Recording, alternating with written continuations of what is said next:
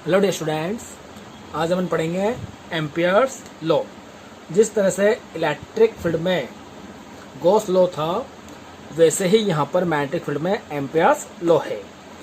Gauss law से अपन electric field intensity calculate करते थे, एंड यहाँ पर एम्पियर्स लॉ से अपन कैलकुलेट करेंगे मैग्नेटिक फील्ड। जिस तरीके से गॉस लॉ में डिफरेंट ऑब्जेक्ट के लिए इलेक्ट्रिक फील्ड कैलकुलेट किया था, जैसे for example for sphere, for sheet, for line charge, वैसे ही यहाँ पर अपन डिफरेंट ऑब्जेक्ट के लिए मैग्नेटिक फील्ड कैलकुलेट करेंगे।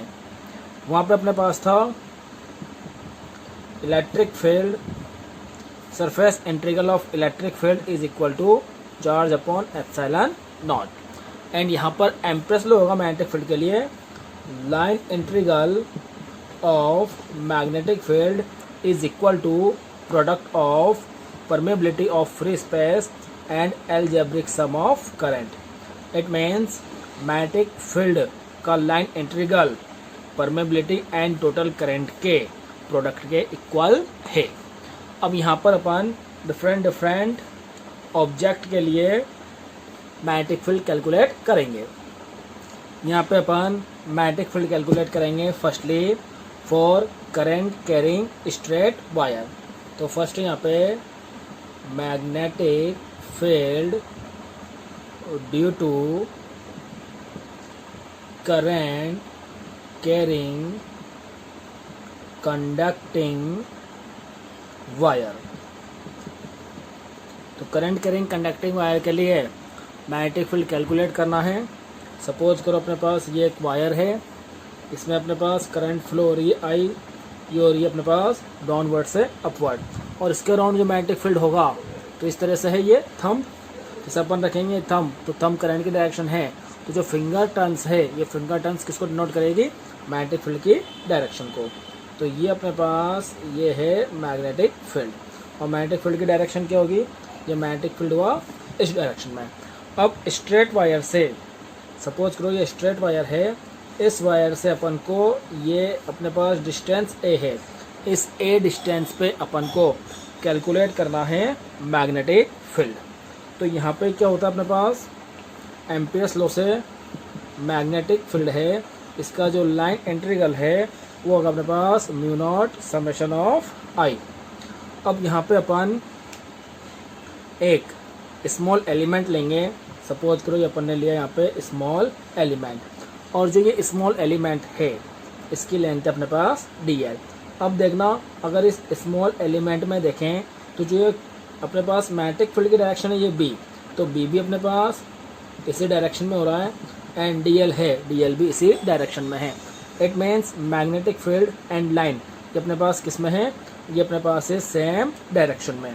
तो मैग्नेटिक फील्ड एंड लाइन ये अपने पास सेम डायरेक्शन में है, तो अपने पास देखो ये b डॉट dl है, तो जाएगा B D L cos theta equal to mu naught summation of I, and यहाँ पे जो थीटा है ये थीटा यहाँ पे क्या है, थीटा है 0 डिग्री, क्योंकि सेम डायरेक्शन में है। तो ये हो गया अपने पास B D L cos 0 equal to mu naught summation of I, and जो कॉस 0 है ये चूँकि कॉस 0 की वैल्यू 1 है, तो यहाँ पर हो गया B D l into 1 equal to mu naught summation of I. अब वायर से मैग्नेटिक फील्ड जहाँ पे जिस पॉइंट पे अपन को कैलकुलेट करना है उसकी लेंथ अपने पास ए है, और यहाँ मैग्नेटिक फील्ड बी है, तो लेंथ कांस्टेंट होने पर, क्योंकि ये पूरा एक सर्किल जा रहा है तो डिस्टेंस सेम है, तो मैग्नेटिक फील्ड कांस्टेंट होगा, एंड मैग्नेटिक फील्ड कांस्टेंट है, तो मैग्नेटिक फील्ड कांस्टेंट है तो इंटीग्रेशन से आउटसाइड आ जाएगा, एंड यहाँ पे आ जाए अपने पास d L equal to mu naught summation of I. और जो ये समेशन ऑफ आई है टोटल करंट वो अपन ने कंसिडर किया आई, एंड जो इंटीग्रेशन डीएल है देखो स्मॉल एलिमेंट डीएल, बट जब ये इसका इंटीग्रेशन होगा एल तो कंप्लीट अपने पास एक सर्कुलर पाथ आ रहा है, एंड सर्कुलर पाथ की लेंथ अपने पास क्या होती है 2 पाई आर, तो 2 पाई, और यहाँ पे जो रेडियस है इसकी क्या होगी ए, तो 2 पाई ए, तो क्या b into 2 pi a equal to mu naught I. और यहाँ पर जो b की वैल्यू होगी वो b की वैल्यू क्या हो जाएगी, यहाँ पे अपने पास b की वैल्यू होगी mu naught I upon 2 pi a. ये हो गया अपने पास magnetic field due to current carrying wire. And अगर अपन ग्राफ ड्रॉ करें तो आई एंड बी के लिए ग्राफ जो ड्रॉ होगा, आई एंड बी अपने पास स्ट्रेट लाइन होगी, एंड ए एंड बी के लिए ग्राफ ड्रॉ होगा। मीन्स अगर करंट अपने पास यहाँ पे हाई है तो मैग्नेटिक फील्ड हाई होगा, एंड अगर डिस्टेंस लार्ज है तो मैग्नेटिक फील्ड डिक्रीज होगा। इस तरह से अपने पास ये डिक्रीज हो रहा है। इसमें अपन, ये तो हो गया स्ट्रेट वायर के लिए, अपन कैलकुलेट करेंगे magnetic field due to current carrying cylinder. तो नेक्स्ट होगा अपने पास topic magnetic field due to current carrying cylinder. Current carrying cylinder, suppose करो अपने पास एक करंट कैरिंग सिलेंडर है जिसमें करंट फ्लो हो रहा है सिलेंडर में अलोंग इट्स एक्सिस। तो along its axis current flow हो रहा है, तो यहाँ पे अपने पास फॉर्म होगा, ये अपने पास एक सिलेंडर है,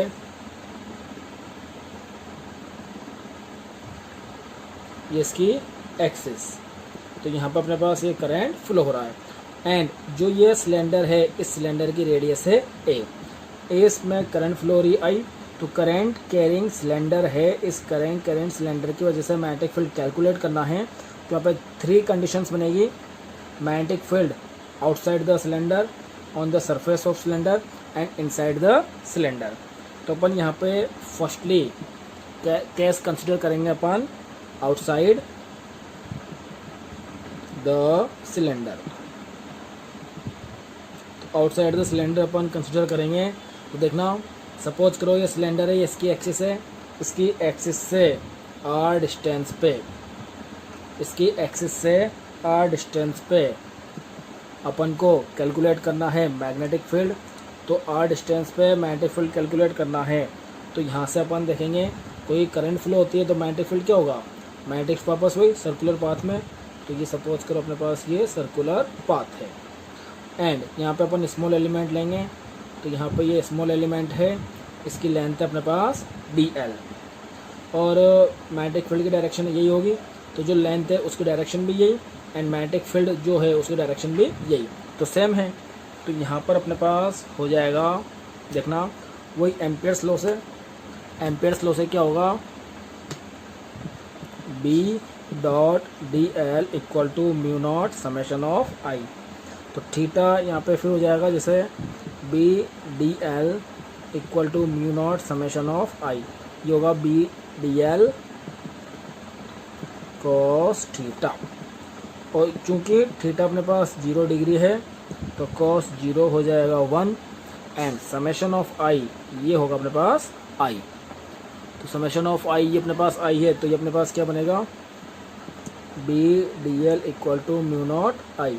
वही करंट कैरिंग वायर के जैसा हो गया पूरा का पूरा। तो यहाँ पे अपने पास B कांस्टेंट है, आउटसाइड आएगा, या dl equal to mu naught I. और यहाँ पे अपने पास ये हो जाएगा B इंटू जो dl है, dl हो जाएगा अपने पास, देखो ये लेंथ है तो ये पूरी जाएगी, तो सर्कुलर पाथ है तो इसकी सरकमफेरेंस 2 पाई r, ये हो गया म्यू नॉट आई। तो यहाँ से B की वैल्यू क्या होगी, mu naught I upon 2 pi r। तो ये मैग्नेटिक फील्ड है कहाँ पे, आउटसाइड द सिलेंडर।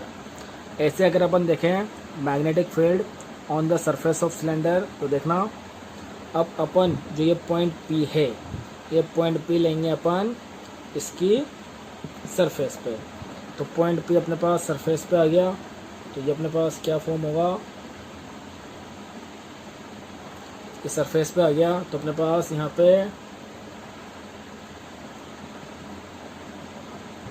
ये जो अपने पास मैग्नेटिक फील्ड हुआ, इसकी जो डायरेक्शन है, तो सर्किल बना, तो यहाँ से यहाँ तक की डिस्टेंस अपने पास क्या होगी, ये जो सिलेंडर है उसकी रेडियस के इक्वल होगी। तो ये अपने पास r है, तो यहाँ पे क्या हो गया, r इक्वल टू a। तो r इक्वल टू a हुआ ये। तो यहाँ पे अपने पास जो magnetic field on the surface of cylinder आएगा, तो r के प्लेस पे क्या आ जाएगा, a। तो r के प्लेस पे आ गया a। तो अपने pass on the surface of cylinder magnetic field का हो गया mu naught I upon 2 pi A. और अब ये तो सरफेस की बात हुई। सेकंड केस, ऐसे अपन थर्ड केस देखेंगे इनसाइड द सिलेंडर। तो यहाँ पे देखेंगे अपन थर्ड केस इनसाइड सिलेंडर। यहाँ पे अपने पास वही चलेगा B dot d L equal to mu naught summation of I. अब देखना इनसाइड सिलेंडर अपन देखेंगे तो इनसाइड सिलेंडर में सिलेंडर की रेडियस है वो तो अपने पास क्या है, सिलेंडर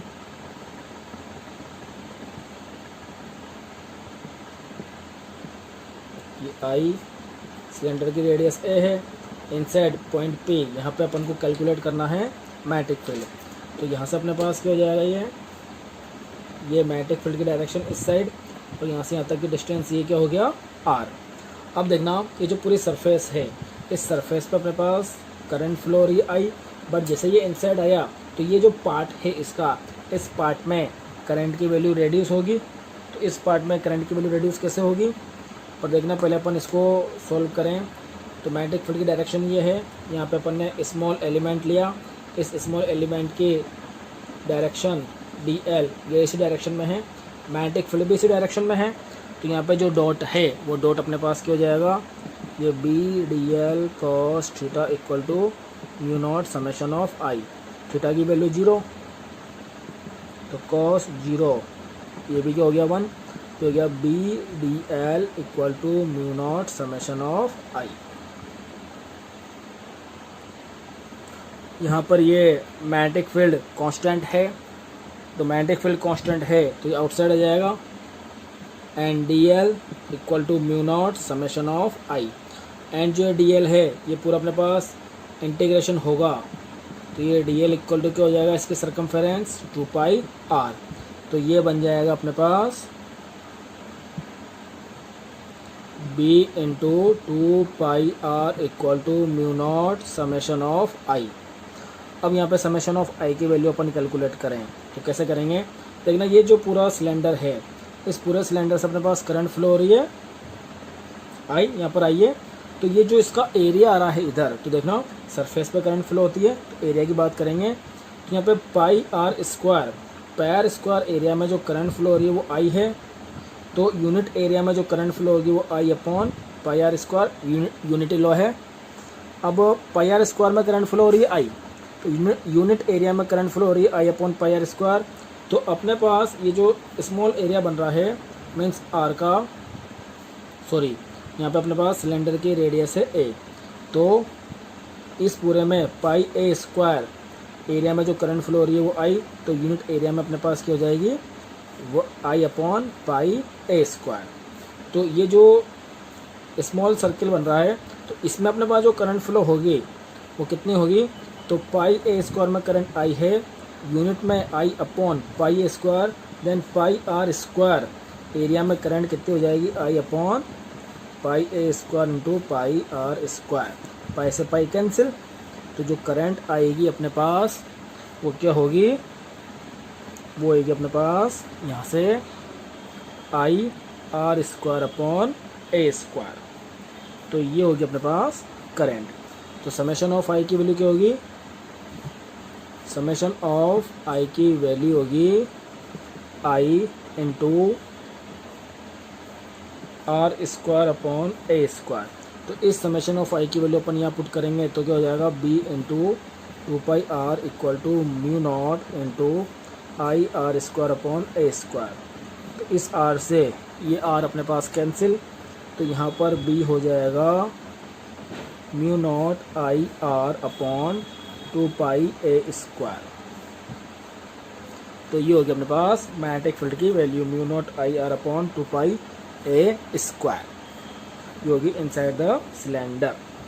अब यहाँ पे अगर अपन ड्रॉ करें, अगर अपन यहाँ पे ग्राफ ड्रॉ करें मैग्नेटिक फील्ड का डिस्टेंस के रेस्पेक्ट में, तो देखना क्या आएगा, अपने पास जो इनसाइड है, इनसाइड मैग्नेटिक फील्ड है mu naught I R upon ये हो जाएगा